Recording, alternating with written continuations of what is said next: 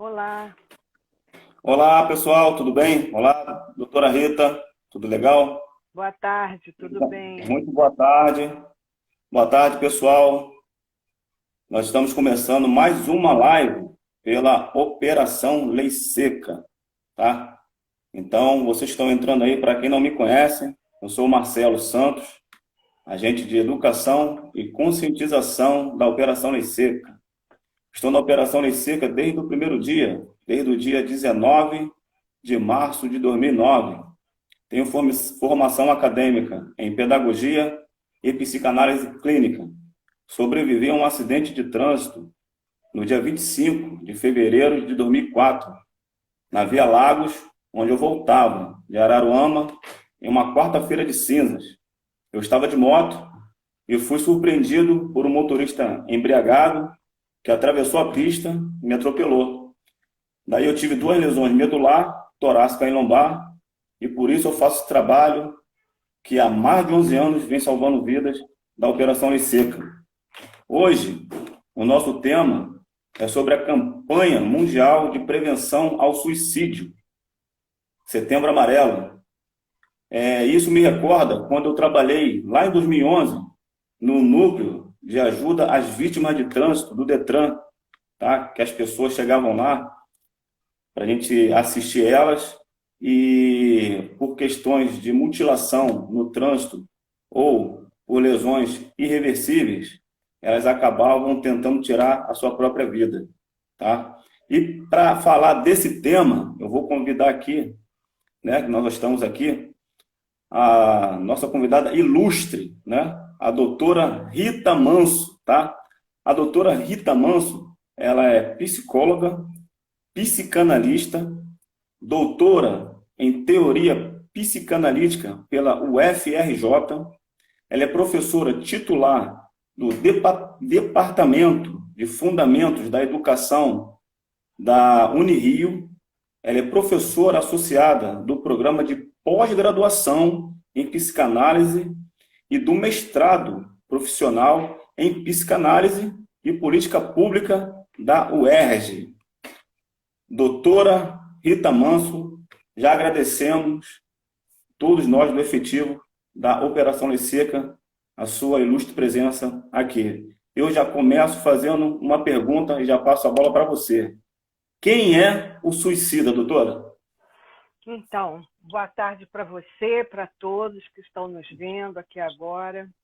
Quem é o suicida, né? É uma pessoa que sofre muito ou que no ato suicida já sofreu e tem nesse momento do cometimento do ato uma forma de, eu diria, se desfazer do próprio corpo. É como se no ato suicida o sujeito já tivesse ido embora, né?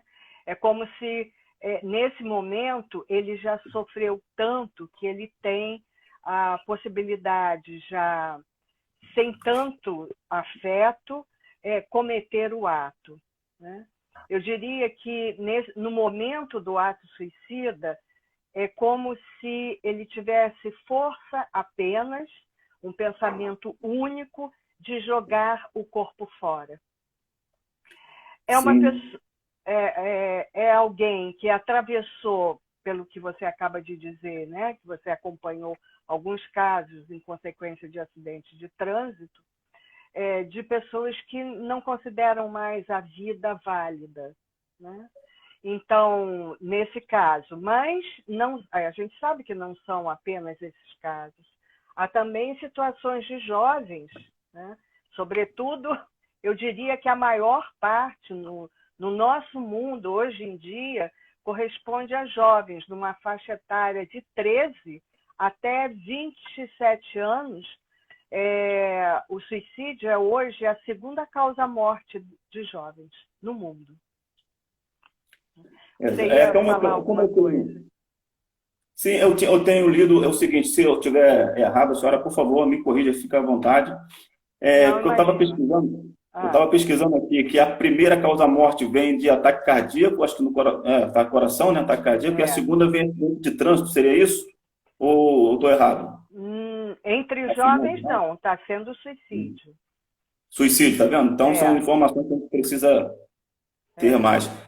é. Eu pesquisando, eu ouvi falar sobre um processo de morrência. O que seria o processo de morrência? Seria isso que a senhora falou, que a pessoa já, antes de cometer o suicídio, ela já vem perdendo a vontade de viver, a alegria da vida. Seria isso? Uhum. Processo de morrência? Eu nunca ouvi essa palavra, morrência, né? Mas pelo que a palavra me indica, é alguém que vem morrendo, né? Como tem a palavra sofrência também, né? São neologismos para dizer de alguma coisa que vai crescendo, vai num crescendo, ou na verdade vai num diminuindo, né? A vontade de viver, a percepção de que a vida não vale mais a pena. Enfim, as causas são inúmeras, viu, Marcelo? Inúmeras. Eu tive um colega que não trabalha mais conosco, não vou falar o nome para preservar, logicamente, a identidade, que ele, depois que sofreu acidente, ele ficou também no quadro de tetraplegia, trabalhava conosco, e ele tentou suicídio com o carro dele, e durante esse período, né, ele tentava várias vezes o suicídio, graças a Deus não conseguiu, e hoje ele é casado, está morando, acho que na região de Niterói, muito bem casado, com a família estabilizada, e a gente percebe que o suicídio, ele, na verdade, ele é uma solução imediata para um problema passageiro. Seria isso, né? Uma solução definitiva para um problema passageiro. Eu Não, já ouvi alguém falar isso. não acho que seja passageiro o problema, né? Você tem na história, quer dizer, cada sujeito é um sujeito, cada Uhum. um vai se situar na dor de existir, porque a vida não é fácil para ninguém, né? Então a gente tem várias histórias de pessoas, inclusive, que são muito ricas, né? Como a Kate Spade de Nova York ano passado, um cozinheiro famoso, um chefe famoso como o Anthony Bourdain, artistas de cinema, né, como Robin Williams. Então as histórias são inúmeras. O Kurt Certo. Cobain do Nirvana, né? Então tem as pessoas famosas, ricas, que aparentemente, né, não teriam que reclamar da vida, mas que ainda assim Uhum. carregam a vida como um fardo. É uma questão de tempo, né, de um ápice até o nível de suportabilidade e até que o sujeito possa se desfazer, se desapegar e tomar a decisão.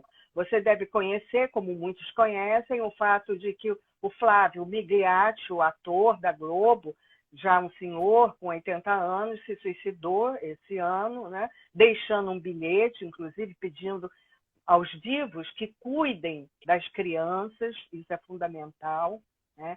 Porque quando a gente vai Uhum. falar da causa, o que causa? O que nos leva a tomar essa decisão? Né? O que pode Entendi. induzir um sujeito a desistir da vida? Né?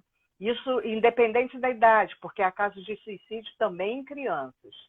Você ia perguntar. Então, eu tenho aqui algumas questões, por exemplo, que pode ser também uma das causas, né, possíveis para o suicídio, é a falta de aceitação e a falta do pertencimento. O que seria isso? A falta do pertencimento.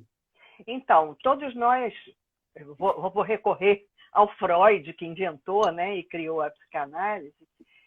O Freud tem um livro chamado Psicologia das Massas e Análise do Eu, onde ele começa já dizendo, no final do primeiro parágrafo, que toda psicologia individual é também social. Então, e toda a psicologia social é também individual, na medida que nós somos afetados pelo que acontece no mundo e, de certa forma, nós afetamos também o mundo. Nosso mundo inicial, o mundo de uma criança inicial, está ali, seus pais. Para nós também, né? Nossa família, nossos amigos. Então, é importante a criação de laços sociais desde o início da vida. Isso só é feito, e é feito, sobretudo, com amor e por amor. Amor é uma palavra que fica parecendo banal, as pessoas têm falado tanto de gabinete de ódio, e o ódio transpira, né, no mundo hoje em dia, mas onde está o amor? Como é que a gente pode não largar a mão de ninguém, todo mundo junto, nesse período de pandemia, inclusive, né, a ponto de ver que você é reconhecido pelo outro, que você tem importância pelo outro? Isso começa lá na infância. Seus pais estão indicando para você o quanto você é importante, o quanto te amam. Também ralham, brigam quando se faz alguma coisa equivocada, mas isso não significa que, para a criança, que ela vai perder o amor dos pais. Faz parte do processo educativo, né?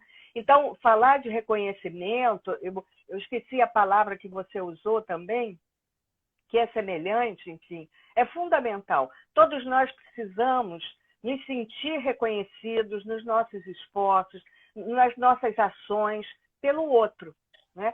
Não quer dizer Pertencer, que a gente... né? Hã? Pertencer a um grupo, pertencer, né? Exato, né? Esse pertencimento envolve o reconhecimento. Não é apenas pertencer, é também que esse grupo onde você está inserido reconheça as qualidades. Né? Não é só olhar para uma criança, para um jovem, enfim, ou para um adulto, e só apontar o que tem de falhas, porque falhas todos nós temos. Né? Então, é enaltecer, é reforçar, de certa forma, incentivar aquilo que tem de mais criativo, né? Nas crianças, nos jovens, porque eles têm muito. Eu entendo que o suicida, na verdade, ele não quer acabar diretamente com a própria vida. Na verdade, ele quer acabar com a sua dor, né? Essa dor que abate essa pessoa de tal forma que ela prefere não ver outra maneira, a não ser tirar a própria vida para acabar com essa dor, né? É assim que eu vejo. E aí a gente entra na questão do preconceito com a pessoa que comete, ou tenta cometer, na verdade, o suicídio. E aí a gente entra numa questão crucial. Por que que as pessoas muitas vezes não pedem ajuda? Porque ela é tida como fraca, como egoísta e pejorativamente aí por diante. Aí eu queria que a senhora falasse sobre essa questão do preconceito da pessoa que tenta o suicídio, tá? Então, veja que muitos, né, desses preconceitos contra os sobreviventes de um ato suicida tentaram, mas não morreram, porque se morreu, tanto faz, né? Mas ainda assim continua o preconceito. Tem muito a ver com religião. As religiões judaico-cristãs, enfim, a muçulmana, a não ser no ato em nome de Maomé, enfim, porque a vida em outro lugar é melhor, como no caso, né, de atos terroristas, e que envolve o suicídio, os kamikazes da Segunda Guerra Mundial, os pilotos, né, de caça. Esses são heróis, então, né? Esses são heróis, essa parte do herói. Muda, né? Veja como muda a Muda. posição. Mas, do ponto de vista religioso, de algumas religiões, o ato suicida é deplorável. E o suicida ele não pode, inclusive, ser enterrado no mesmo cemitério onde as pessoas que toleraram a vida e não tiraram a própria vida e deixaram por conta de Deus, enfim, de uma entidade superior, a decisão de qual era o tempo de encerramento da vida. Enfim, essa é um entendimento, né? Um entendimento do ponto de vista histórico. Mas há questões sociais também muito fortes. Veja, eu vou pegar assim, alguns acontecimentos da Idade Média. Era comum que quando houvesse, durante uma temporada de seca, né, onde as plantações não vingavam, portanto as pessoas passavam fome, o cometimento de suicídio. Né? Não só suicídio também, às vezes coisas mais sérias, enfim, né? Como a morte de crianças recém-nascidas, por exemplo, por falta de alimento. Né? Isso acontece no nosso mundo. Então, há questões sociais também que levam a movimentos quase que de suicídio em massa. Recentemente, há uns 5, 6 anos, isso vem acontecendo pelo mundo. Algumas comunidades, por exemplo, na Groenlândia, tinha já esse dado de adolescentes e adultos jovens se matando por falta de emprego, por falta de perspectiva de futuro, porque isso é essencial para a juventude, isso é essencial para todos nós, que a gente olhe para frente um pouco e pense, olha, vou estudar psicanálise, vou estudar pedagogia, vou estudar engenharia, vou ter um emprego, a minha família vai melhorar. Quando isso não acontece, as perspectivas vitais diminuem muito. Há um autor, que é um sociólogo, Émile Durkheim, que tem um livro chamado Suicídio. E ele aponta várias causas de suicídio. Claro, é um sociólogo, ele está apontando do ponto de vista social, né? Há várias causas que mobilizam os sujeitos. A gente pode pegar de suicidas famosos, como Getúlio Vargas, cuja causa foi política, né? Vou pegar um suicida mais próximo a mim, a você, que foi Freud, que, na verdade, não que ele tenha cometido suicídio, mas ele teve uma chamada eutanásia, ou um suicídio assistido, quando o câncer dele já estava terminal, as dores estavam insuportáveis, e ele já tinha combinado com o médico dele que, quando chegasse o ponto dele perder a dignidade, que, por favor, encerrasse a vida dele, né? E assim, bom, enfim, tem várias causas políticas, econômicas, sociais e as singulares, né?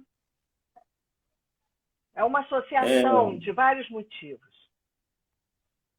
A questão, agora eu vou entrar num ponto nosso agora, assim, bem específico, a gente parece que não, o tempo passa muito rápido. Eu queria que a senhora falasse um pouco sobre o nosso isolamento social. Isso aumentou? Recentemente eu estava lendo até uma reportagem na Folha de São Paulo que dizia que algumas pesquisas, né, são pesquisadores fazendo um levantamento sobre se teria aumentado o número de suicídios, né, no caso da pandemia, que é um isolamento obrigatório para quem pode, é claro, né? Inclusive, isso leva a um paradoxo: quem pode fica em casa, e quem não pode vai trabalhar. Então, quem pode fica em casa, e aí fica nessa tensão, que é da convivência com o outro, uma convivência muito estreita, 24 horas por dia, né? E quem não pode tem que sair para trabalhar, e aí corre o risco de morrer pela Covid-19. Então, houve aumento, sim, aumentou nada, do meu ponto de vista, um tanto a mais, tá? Digamos uns 5% a mais do que comumente ocorre. Mas também aumentou os casos de violência, né? De abuso sexual, de feminicídio, enfim.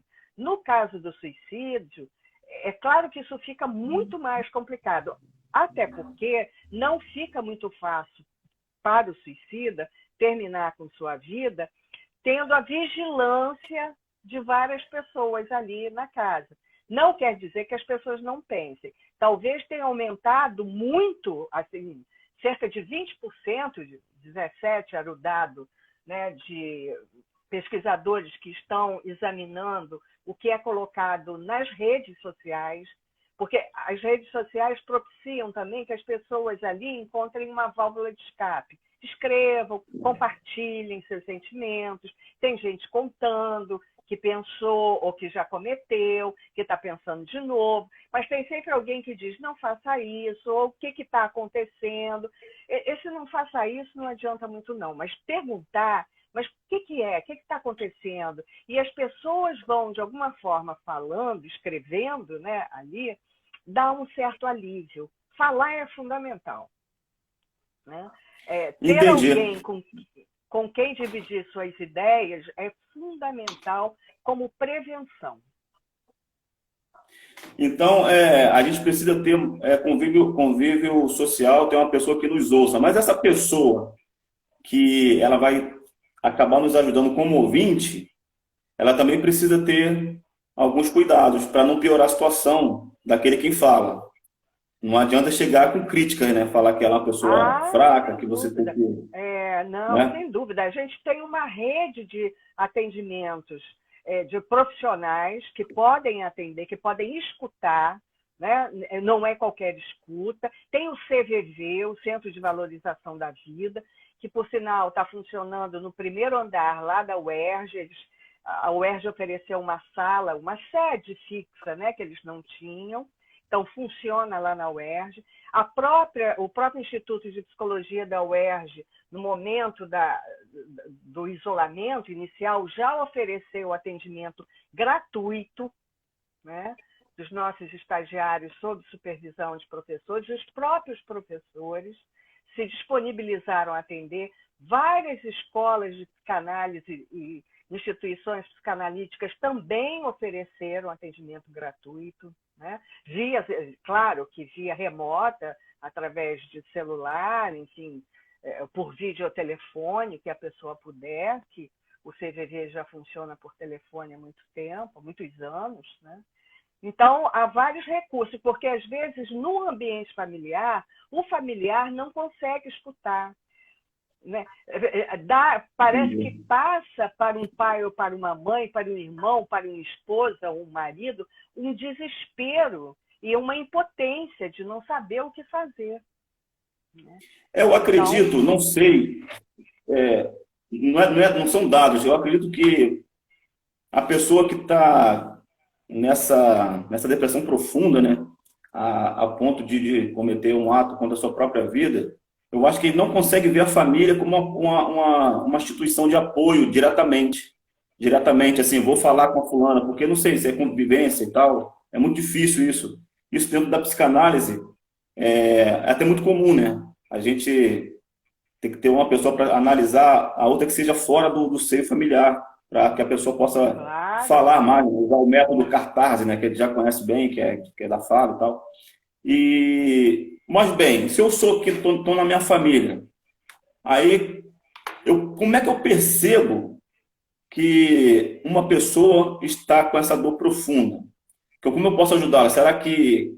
Porque assim, eu tenho alguma ideia, né? Tenho alguma ideia. A pessoa começa a falar muito de... Ele nunca não costuma filosofar, costuma filosofar muito, está muito destacado da família, está falando muito de morte. Seria essa uma pista que a gente pode observar na pessoa que pode estar com uma dor profunda?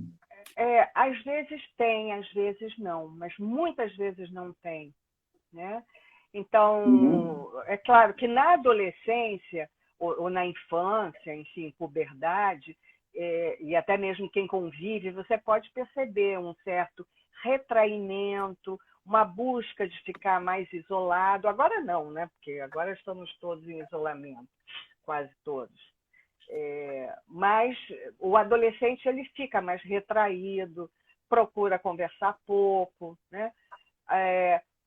Mas às vezes não. Então é difícil. Quando está muito retraído, é bom conversar, é bom oferecer um tratamento para um filho, para um jovem, né? De forma que, enfim, se ele não puder falar com pai e mãe, às vezes não pode mesmo, não quer, né? Então é importante oferecer um caminho para ele, né? Mas as causas são inúmeras, inúmeras. É interessante porque você Inclusive, tem adolescentes que lutam. Fale. não, pode terminar, desculpa, pode terminar. Os adolescentes lutam, pode terminar. Então, não, eu queria dizer que há adolescentes que vão à luta. Eu fico pensando nessa jovem Greta Thunberg, que luta pelo clima, que vai toda sexta-feira, fica na porta lá do Congresso, do Senado, não sei bem, e faz a sua greve de protesto, né? Dizendo que a gente não tem um planeta B, um plano B, né? E, no entanto, há aquele que não vê objetivo nenhum, né? Que não sabe mais o que fazer, que não vê graça nenhuma na vida. E, às vezes, sabe, Marcelo, me parece isso, é como se tivesse faltando aquilo que a gente falou lá no início, que esse sujeito tenha sido reconhecido na sua importância vital para os seus pais, para os seus familiares, para o seu grupo escolar, na sua escola, entre os seus amigos, né? E ele vê que ele pensa assim que não faria falta para ninguém e que a existência é insuportável, Enfim, é difícil, porque também não, de forma alguma, a gente faz julgamento moral, né? Cada um sabe, né, onde vai a sua dor de existir. Músicas lindíssimas de Caetano e Gil. E o Gil tem uma também que fala sobre a morte, né? Dizendo que não tem medo da morte, mas tem medo de morrer, né? Do ato, né? A morte em si, a morte, ninguém sabe o que é, né? Ninguém, não se sabe, a gente faz conjecturas, mas o morrer, né? Talvez tenha a ver com o que você falou antes, a morrência, o momento de morrer, a gente tendo consciência, dá medo, né? Para alguns, mas para outros, para quem comete o ato suicida, não. Né?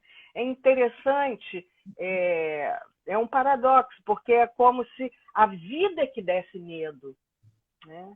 E ele estivesse se libertando, através do ato, desse medo que a vida traz, né? Da angústia que a vida traz. Essa seria a dor da pessoa suicida, né? Tentar se libertar Não, dessa dor, digamos né? que todos nós sentimos angústia, não tem jeito, né? Faz Ah, parte da vida. Um problema, a pandemia, e quando é que isso vai? Eu sou professora também, a gente retorna à aula quando uma saudade danada dos alunos e eles da gente, da vida, da vida universitária, dos encontros, né? Das famílias também. E, no entanto, estamos esperando, né? O que a gente vai fazer? e essa questão que a doutora falou, que eu também faço uma pergunta bem maldosa, né? Eu perguntei como é que a gente vai identificar, e você não consegue muito identificar diretamente uma pessoa suicida, porque essa questão do Setembro Amarelo foi por conta do suicídio do menino chamado Mike M. Tá? E ele era um rapaz americano, era um aluno brilhante, era um menino bem descolado e, no entanto, ele acabou cometendo suicídio, coisas que ninguém nunca notou nele, nenhum traço de infelicidade. Então, é muito difícil, na verdade, a gente poder tratar um perfil suicida, né? Quando você pensa que pessoas que têm sucesso em tantas coisas, até próprio Kurt Cobain, né? Como é que vai cometer, né? Por que vai sair fora da vida? Mas só ele, cada uma dessas pessoas, só elas conseguem dizer até onde vai o ponto de suportabilidade, né? Para algumas pessoas, a morte é uma saída, viu? A gente costuma falar, né? Eu faço programação neurolinguística, que é PNL, que a gente diferencia o mapa do território. O mapa, na pessoa, é o que a gente vê externamente. O seu emprego, os seus status, mas o território, só ela consegue ver, consegue chegar, porque é ela que vive. E muitas vezes a gente não entende isso, né? E a gente fica julgando pela capa de fora, a gente não entende o que tem por dentro. Exato. Não é verdade? E aí, enfim, há momentos, você falou desse jovem, houve um jovem aqui no Brasil também, que inclusive recebeu informações, pesquisou e recebeu informações sobre como se suicidar. Isso está nas redes também. Recentemente, eu li, por conta de estar trabalhando no Setembro Amarelo, que um jovem se suicidou pelo TikTok, ao vivo, né? Então, e por outro lado, você vê pessoas que eram tão extrovertidas, pareciam assim apostar tanto na vida e cometem suicídio. Nem sempre a gente sabe. O nosso colega aqui, né, de trabalho, Bruno, ele estava falando aqui para colocar depois aqui na grupo de apoio ao CVV, né? O CVV, que acaba ajudando, né, as pessoas, né? Eu Centro vou de colocar aqui o nome. Valorização da Vida. Obrigado pela lembrança, vou colocar. Temos o telefone 188 também, que ele é um centro de ajuda também às pessoas que tentam, né, ou estão pensando, né, em cometer suicídio. A senhora sabe me dizer, além de que a senhora já falou, né, sobre a UERJ, não é verdade? A UERJ, né, que tem o centro.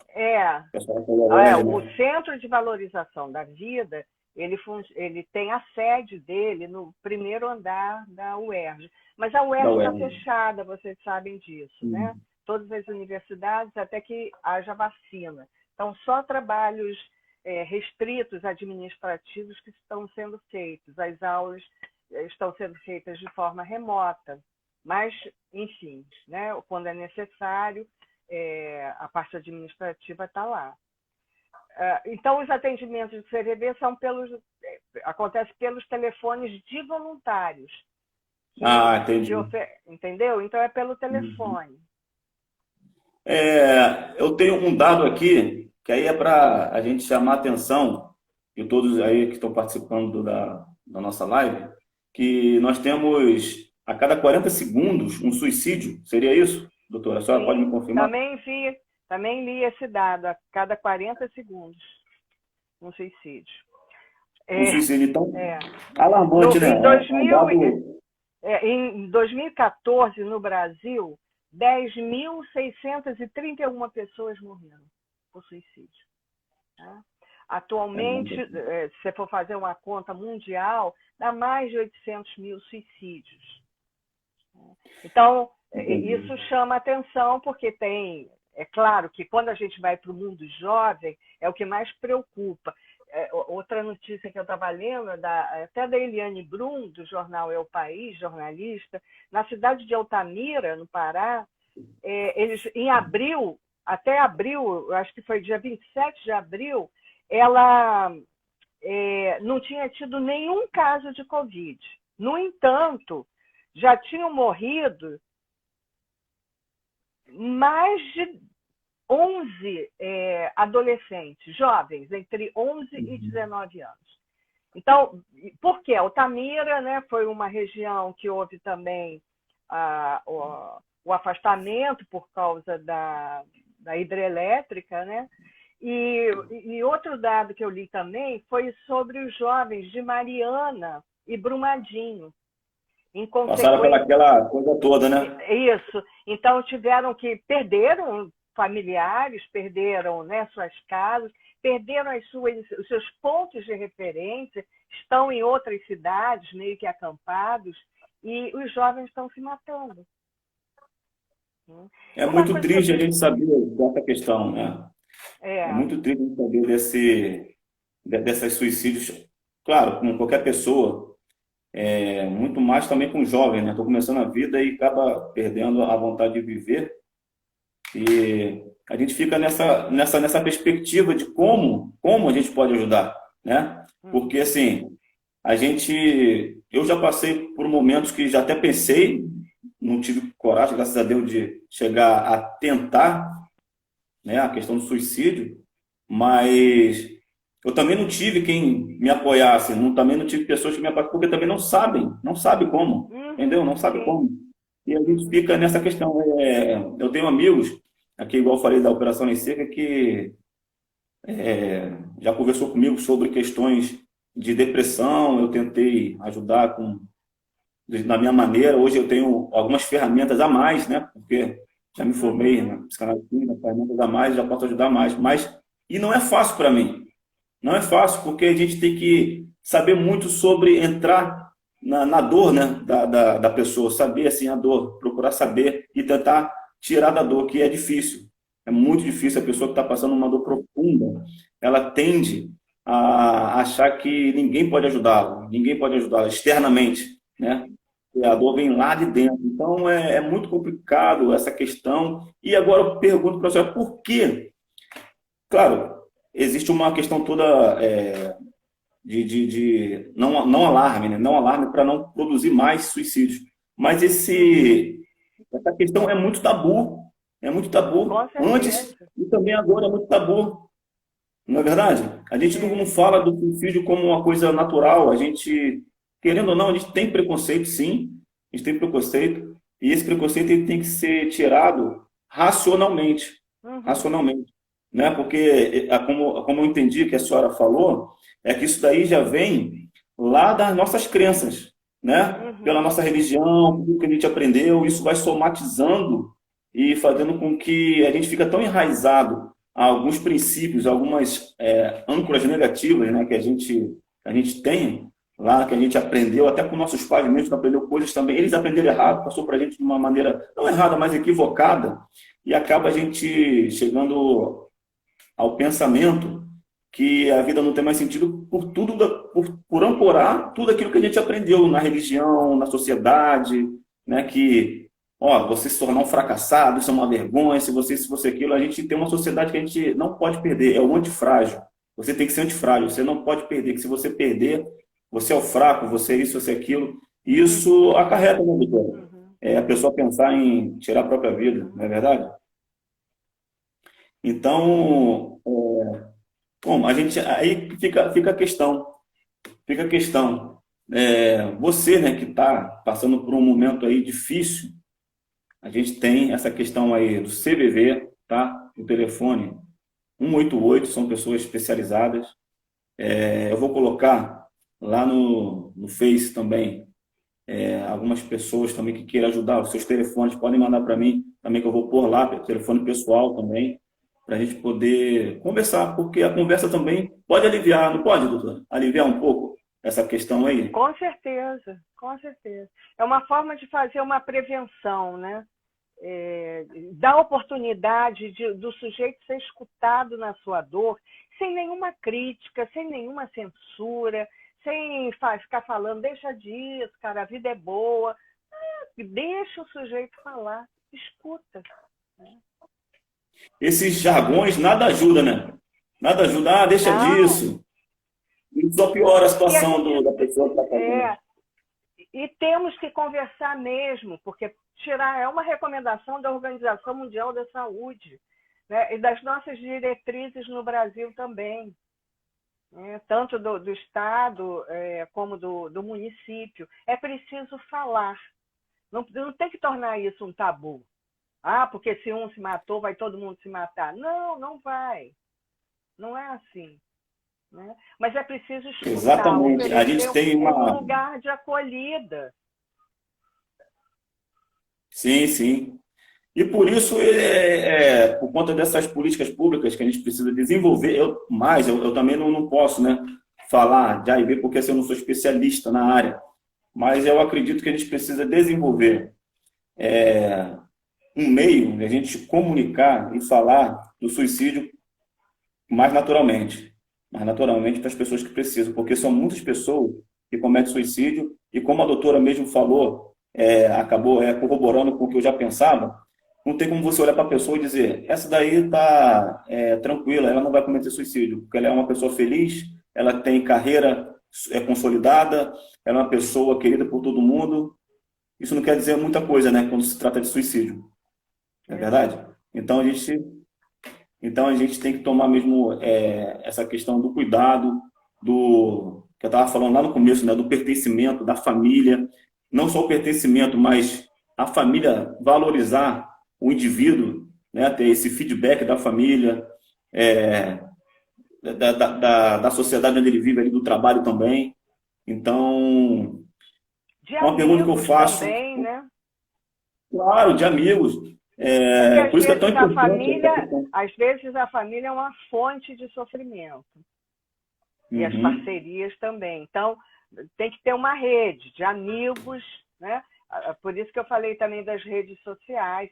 Às vezes são amigos que você nem conhece, mas são ouvidos, escutando, você vai teclando e alguém pode ajudar também, né? Por isso que quando a gente pega um amigo ou uma pessoa de fora, a gente consegue falar de coisas que a gente não fala para a nossa família, por exemplo. Exato. A gente consegue se abrir mais e a pessoa fala assim, eu fui pegar um ônibus ali, por exemplo, e comecei a conversar com um rapaz que nem sei o nome dele, mas eu fiquei tão bem quando eu acabei de conversar com ele, vai falando coisas que é pela questão do julgamento, né? A pessoa não te conhece, não pode te julgar, né? Aquele lance, eu vou falar com ela, mas ela nunca mais vai lembrar de mim. Seria isso, né, doutor? Um pouco. Um pouco. Os psicanalistas lembram, né? Porque a gente retorna, a gente vai a uma sessão, outra sessão, a gente lembra. Mas, com certeza, não tem julgamento. Sem julgamento.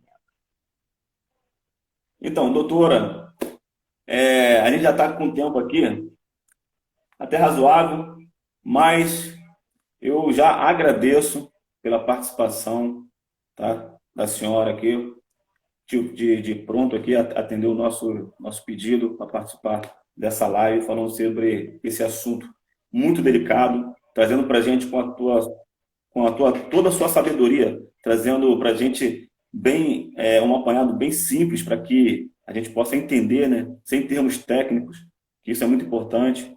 Agradeço também já a todo participante aí, essa galerinha toda aí, tá? Que conseguiu ficar com a gente, tá? E eu vou deixar a senhora falar da sua última fala.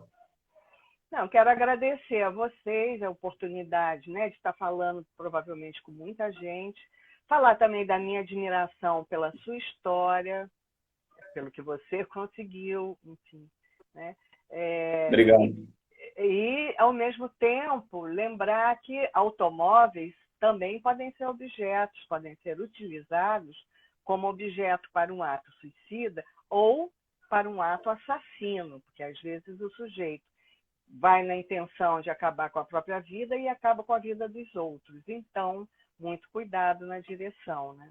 Dirigir, eu acho que é um ato muito gostoso, quando feito com atenção, dá para o ser humano, deu para o ser humano muita autonomia, né, da gente conseguir de um lugar para outro, mas tem que ter muita responsabilidade, porque um automóvel também é uma arma, contra si e contra o outro. Então, parabenizar vocês pela iniciativa da Operação Lei Seca, e deixar um grande abraço para todos que estão também nos assistindo. Muito obrigado, doutora. E aqui, oficialmente, a gente encerra mais uma live da Operação Lei Seca, tá? E o meu agradecimento a todos. Tchau, tchau. Obrigado, doutora. Tchau. Uhum.